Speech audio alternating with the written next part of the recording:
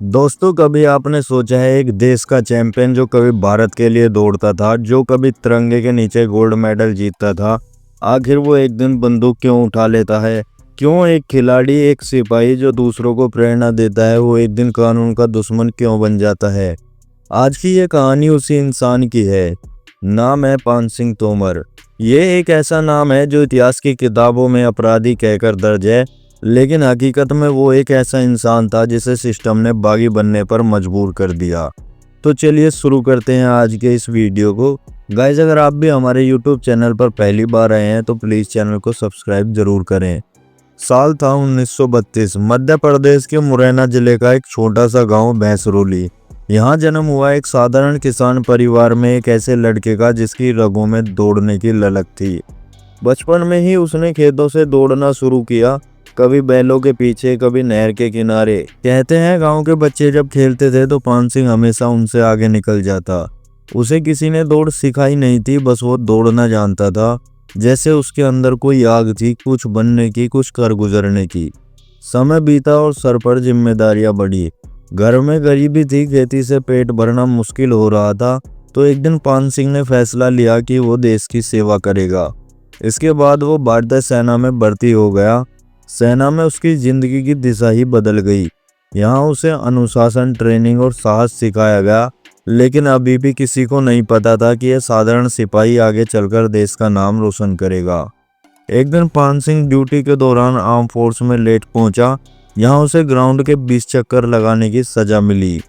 सजा मिलने के बाद पान सिंह ने दौड़ना शुरू किया, लेकिन पान सिंह तोमर को यह नहीं पता था कि उसकी ये दौड़ उसकी जिंदगी बदल देगी। पान सिंह तोमर को दौड़ते हुए देखकर स्पोर्ट्स इंस्पेक्टर सरवन सिंह ने पान सिंह में छुपे टैलेंट को पहचान लिया, जिसे शायद कभी पान सिंह भी नहीं पहचान पाया था। सरवन सिंह खुद गोल्ड मेडलिस्ट थे। जैसे ही पान सिंह सरवन सिंह की नज़र में आया तो उसका ट्रांसफर स्पोर्ट विंग में कर दिया गया और यहीं से एक सिपाही बना स्पोर्ट्समैन। अब उसकी ट्रेनिंग शुरू हुई, कई तरह की रेस, फिटनेस, ड्रिल, प्रैक्टिस। पर एक इवेंट में उसकी पकड़ सबसे मजबूत थी। वो थी 3000 मीटर स्टेपल चेस। यह रेस आसान नहीं होती, इसमें दौड़ के साथ साथ पानी और बाधाएं भी होती हैं। लेकिन पान सिंह को रुकना नहीं आता था। वो दौड़ता, गिरता, फिर उठता और आखिर में सबसे पहले पहुंचता। धीरे धीरे उसका नाम फैलने लगा। 1950 के दशक में पान सिंह तोमर ने नेशनल लेवल पर खेलना शुरू किया। 1952, 53, 54 हर साल एक ही नाम सुनाई देता, पान सिंह तोमर गोल्ड मेडलिस्ट। लगातार सालों तक उसने नेशनल गोल्ड मेडल जीता। वो भारत के लिए दौड़ता था, तिरंगा उसके सीने पर होता था और उसके कदमों की गूंज मैदान में गूंजती थी। लोग कहते थे पान सिंह दौड़ता ही नहीं, पान सिंह उड़ता है। 1958 के नेशनल गेम्स में उसने वो रिकॉर्ड बनाया जो कई सालों तक कोई तोड़ नहीं पाया। अब सेना में उसकी इज्जत काफी बढ़ गई, लेकिन उसके अंदर का इंसान अभी भी वैसा ही था जैसे गांव में होता है, सादा, ईमानदार और जमीन से जुड़ा हुआ। कुछ सालों तक देश की सेवा करने के बाद पान सिंह ने सेना से रिटायरमेंट लिया। वो अपनी मेहनत की पेंशन लेकर वापस अपने गांव लौट आया। सोचा था अब शांति से जिंदगी जिएगा, खेती करेगा, परिवार के साथ रहेगा। उसे लगा अब उसकी जिंदगी शायद सुकून भरी होगी, लेकिन कभी कभी किस्मत को सुकून मंजूर नहीं होता। एक दिन पान सिंह की जमीन पर उसके ही परिवार वालों ने कब्जा कर लिया। उसकी जमीन पर जिन लोगों ने कब्जा किया था वो उसके ताऊ चाचा के ही बेटे थे। इसके बाद पान सिंह थाने गया, लेकिन वहां उसकी कोई सुनवाई नहीं हुई। गांव के पटवारी और तहसीलदार सब जानते थे, पर सब चुप थे, क्योंकि जो रिश्वत देता है उसी की सुनवाई होती है। पान सिंह हर जगह गया, कलेक्टर ऑफिस, कोर्ट, पुलिस, हर जगह एक ही जवाब, प्रक्रिया में समय लगेगा। वो कहता था मैंने देश के लिए दौड़ लगाई है, अब न्याय के लिए लगानी पड़ रही है। लेकिन उसके कदम हर बार थक जाते। एक दिन मामला इतना बढ़ गया कि उसके परिवार वालों ने उसके घर पर हमला कर दिया। लाठियां चली, पत्थर उड़े और उसकी बूढ़ी माँ को बुरी तरह पीटा गया। पान सिंह खुद घायल हुआ, उसका परिवार डर से कांप उठा। वो भागता हुआ थाने पहुंचा, खून से लथपथ, आंखों में आंसू। उसने पुलिस वालों से कहा, साहब मैंने देश के लिए जान दी थी, आज अपने घर की इज्जत बचाने आया हूँ। लेकिन पुलिस वालों ने उसे ही डांट दिया, जाओ कोर्ट में शिकायत करो, हमें समय नहीं है। उस रात पान सिंह ने बहुत देर तक आसमान की तरफ देखा। शायद वो सोच रहा था जिस देश के लिए उसने सब कुछ दिया उस देश आज उसकी आवाज़ क्यों नहीं सुन रहा। उस दिन के बाद पान सिंह के अंदर सब कुछ टूट गया। वो अब खिलाड़ी नहीं रहा, उसके अंदर एक युद्ध चल रहा था न्याय और बदले का। वो कई दिनों तक गांव से गायब रहा। लोग कहते हैं वो जंगलों में चला गया जहां पहले से ही कई डाकू गैंग थे, चंबल की घाटी के खतरनाक इलाकों में। वहीं से उसने अपनी नई जिंदगी शुरू की, एक ऐसी जिंदगी जहां गोलियों की गूंज थी और हर सांस में बगावत। कुछ महीनों बाद खबर फैली, पान सिंह तोमर अब डाकू बन गया है। लोग हैरान थे, वो आदमी जो कभी देश के लिए दौड़ता था अब देश के कानून से भाग रहा था। लेकिन पान सिंह खुद कहता था, मैं डाकू नहीं हूँ, मैं बागी हूँ। उसके गैंग में कुछ भरोसेमंद साथी थे जो या तो अत्याचार के शिकार थे या पुलिस की अन्यायपूर्ण कार्रवाई से भागे हुए। उन सभी ने मिलकर पुलिस, जमींदारों और भ्रष्ट अधिकारियों के खिलाफ मोर्चा खोला। अब न्याय उसकी जुबान से नहीं, उसकी बंदूक से निकलता था। जिसने उसकी मां पर हाथ उठाया था वो एक एक करके उसके निशाने पर आया। कहते हैं एक रात में उसने 6 लोगों को घेरकर सीने में गोली मारी और बोला, फैसला अदालत नहीं चंबल की घाटी करेगी। धीरे धीरे उसका नाम चंबल में फैल गया। सरकार ने उसे पकड़ने के लिए पुलिस की कई टीमें भेजी। उसके सिर पर 10,000 का इनाम रखा गया जो उस समय बहुत बड़ी रकम थी। लेकिन कोई उसे पकड़ नहीं पाया क्योंकि वो सैनिक था, रणनीति जानता था, जंगलों का रास्ता समझता था और सबसे बड़ी बात उसे डर नहीं था। चंबल के बच्चे कहते थे रात में अगर कोई नाम लेता है पान सिंह का तो गोलियों की आवाज सुनाई देती है।